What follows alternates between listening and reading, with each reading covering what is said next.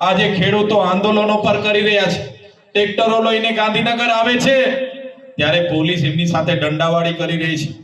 નાયબ મુખ્યમંત્રીની સૂચનાથી ખેડૂતોને આતંકવાદીઓની જેમ ઘેરવામાં આવે છે, લાઠીચાર્જ કરવામાં આવે છે।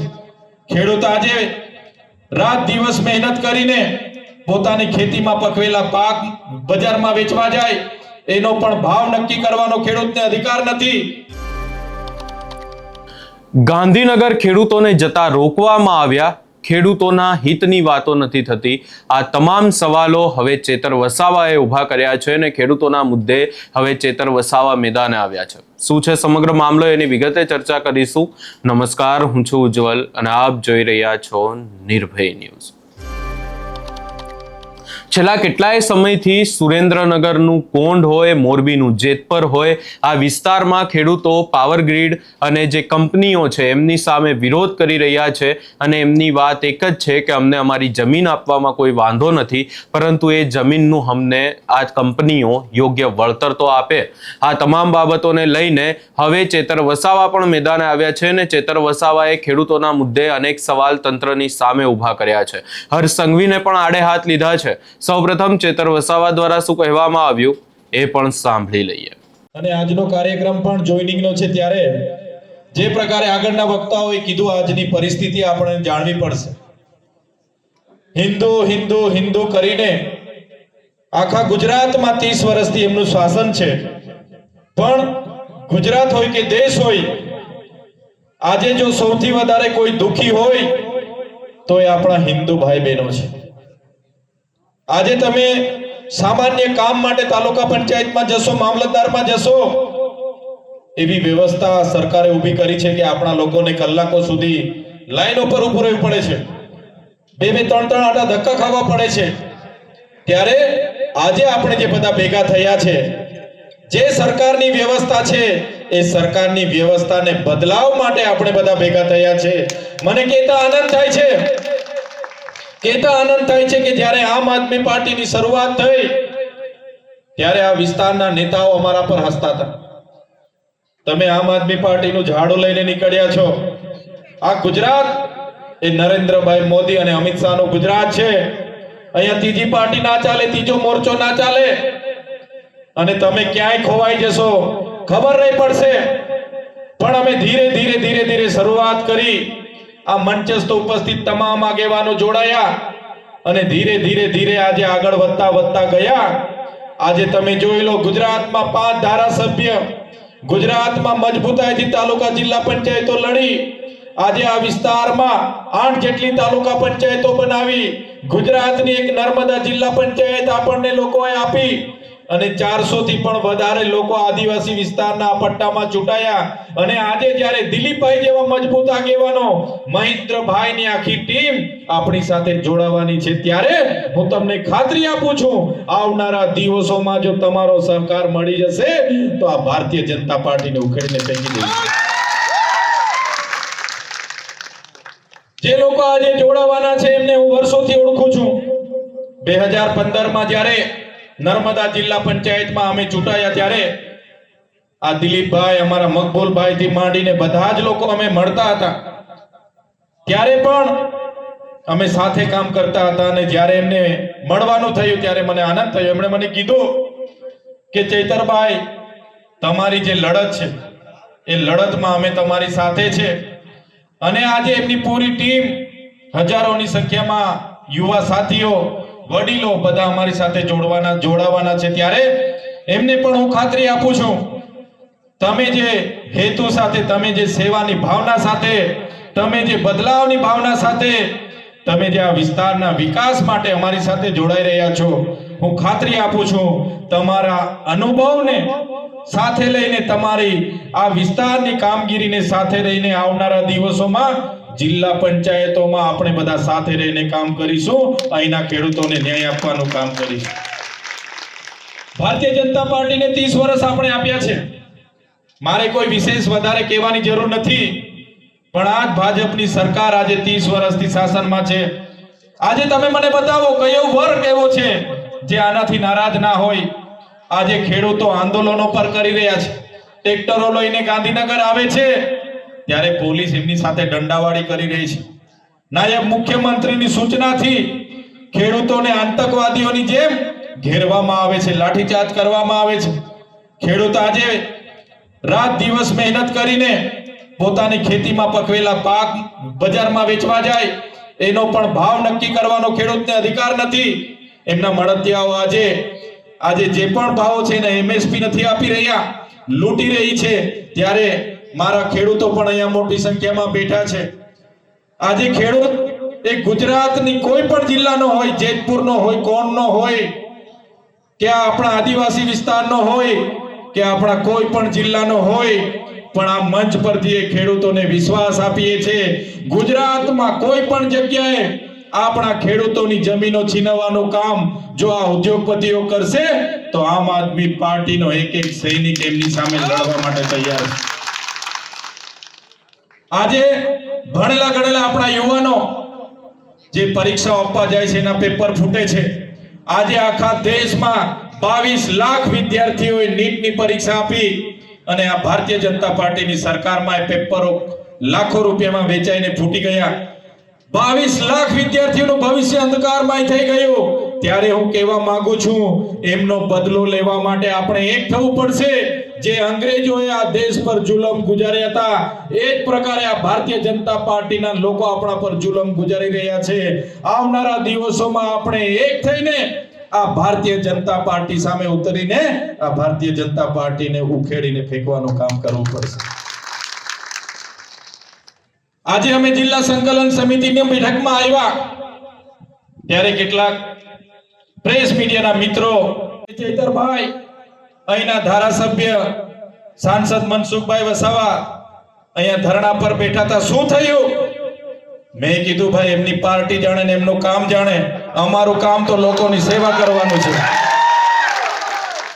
ત્યારે નર્મદા જિલ્લાની જનતાએ 4 તાલુકા પંચાયતોમાં આમ આદમી પાર્ટીને સત્તા આપી, જિલ્લા પંચાયતમાં સત્તા આપી. ત્યારે આ લોકોને પચતું નથી અને જે લોકો સાથે મળીને રાત દિવસ ચૈતર વસાવા આમ, ચૈતર વસાવા તેમ, ચૈતર વસાવા ફલાણા ઢીકણા રાત દિવસ કર્યું, એ જ લોકો હવે અંદરો અંદર લડાવા લાગ્યા. ફંડની ભાનગડ, ધંધાની ભાનગડ, લીજોની ભાનગડ અને અંદરો અંદર લડાઈને ધારાસભ્ય એવું કીધું, દર્શનાબેન માન્ય ધારાસભ્ય શ્રી નાંદોતે કીધું કે મને 3 વર્ષથી મારું અપમાન કરે છે, મને હેરાન કરે છે, પરેશાન કરે છે, હું રાજીનામું લખું છું, રાજીનામું આપું છું, આ અન્યાય સામે હું લડીશ, આદિવાસી માટે લડીશ. બેન હાડા 3 વર્ષ તો ક્યારે તમારા મુખેથી આદિવાસી શબ્દ હું નથી સાંભળ્યો. 3.5 વર્ષ સુધી આદિવાસી શબ્દ બેનના મુખેથી મેં નતો સાંભળ્યો.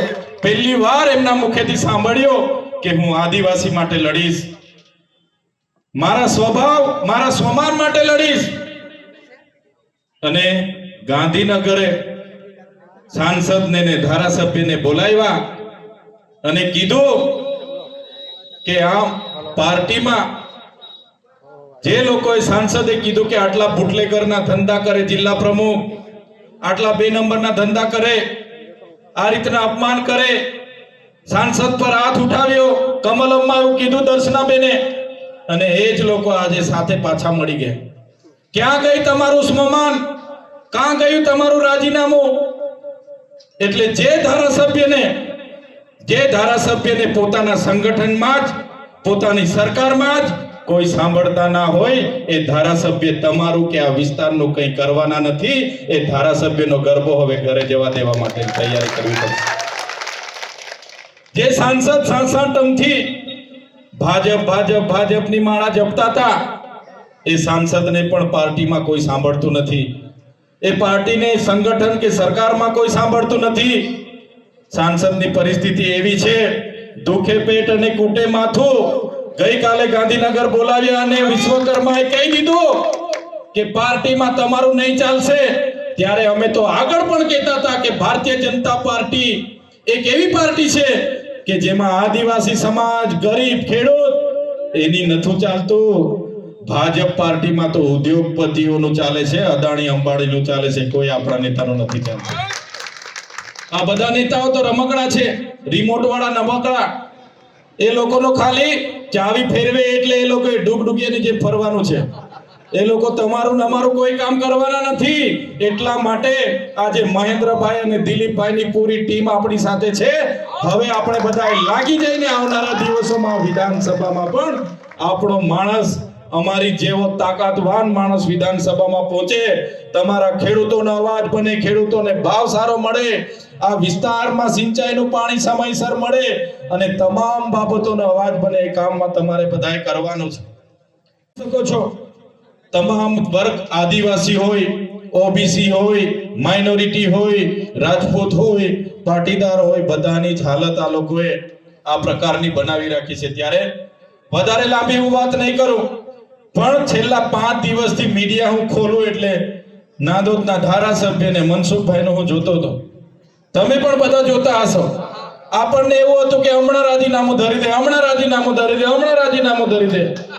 આ તો ત્યાંથી આવ્યા પછી મગનું નામ કોઈ મરી પાડતા નથી. ઝઘડો શેનો હતો? ઝઘડો એનો ચૂંટણી ફંડનો હશે, ઝઘડો એના કામ ધંધાના હશે, એમની એજન્સીઓના હશે, રેતીની લીઝોના હશે, ગેરકાયદેસર માટી ખનનના હશે, દારૂના ધંધાના હશે. અને વાત આદિવાસી અસ્મિતાની કરતા હતા, પોતાની સ્વમાનની કરતા હતા. તો શું થયું ભાઈ? આજે તમારું સ્વમાન કાં ગયું? તમે જે જિલ્લા પ્રમુખને બુટલેગરોનો ધંધો કરાવવાની વાત કરો છો, શું હવે એ ધંધો નહીં કરાવશે? શું હવે ઇલીગલી ધંધા નહીં કરાવશે? કરાવશે. તો એટલું તો માની લીધું કે એક ધારાસભ્ય ને એક સાંસદનું જે પાર્ટીમાં ના ચાલતું હોય તો એ પાર્ટીમાં રહેવાનો કોઈ મતલબ નથી. અને આ વિસ્તારમાં જે પણ લોકો કામ કરતા હશે એમને પણ તમે કહેજો કે હવે પરિવર્તનની લહેર ચાલી ગઈ છે, હવે બદલાવ લાવવાનો છે. ત્યારે આવનારા દિવસોમાં એ લોકોને પણ કહેજો કે હવે આમ આદમી પાર્ટીને લઈને આગળ વધવાનું છે અને પૂરી તાકાતથી આપણે બધા સાથે રહીને આ વિસ્તારમાં ભાજપની ઉખેડીને ફેંકવાની છે.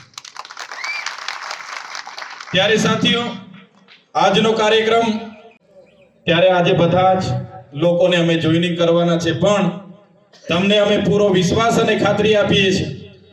આજે મારી સામે બધા વડીલો બેઠા છે, અહીંયા માતાઓ, બહેનો બેઠા છે, મારા યુવાન સાથીઓ બેઠા છે. ખરેખર આજે તમારા બધાના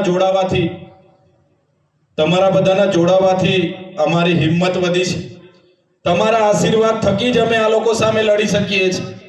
અમારી એકલાની તાકાત નથી આટલા લોકોની કે આટલા મોટા તંત્ર સામે અમે લડી શકીએ.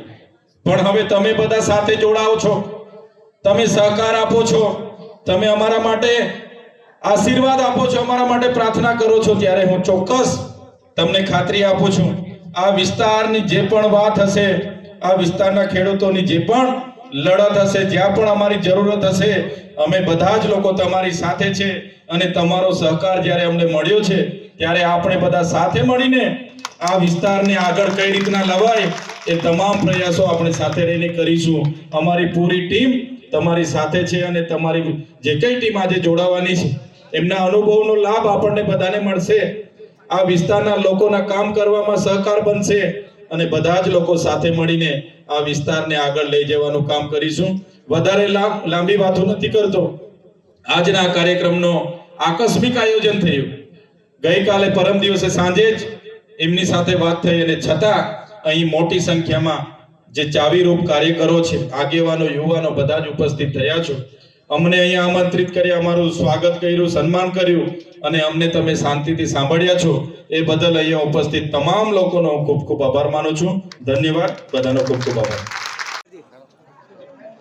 આજે તિલકવાડાના ઉતાવળી ગામે નવનિયુક્ત જિલ્લા પંચાયતના પ્રમુખશ્રીનું સ્વાગતનો કાર્યક્રમ હતો અને આજના કાર્યક્રમમાં તિલકવાડાના બારિયા સમાજના આગેવાનો એવા મહેન્દ્રભાઈ બારિયા, દિલીપભાઈ બારિયા અને એમની પૂરી ટીમ, તાલુકા પંચાયતના સદસ્યો સહિતની ટીમ કોંગ્રેસમાંથી આજે આમ આદમી પાર્ટી પરિવારમાં જોડાય છે, જેમનું અમે સહર્ષ સ્વાગત કરીએ છીએ.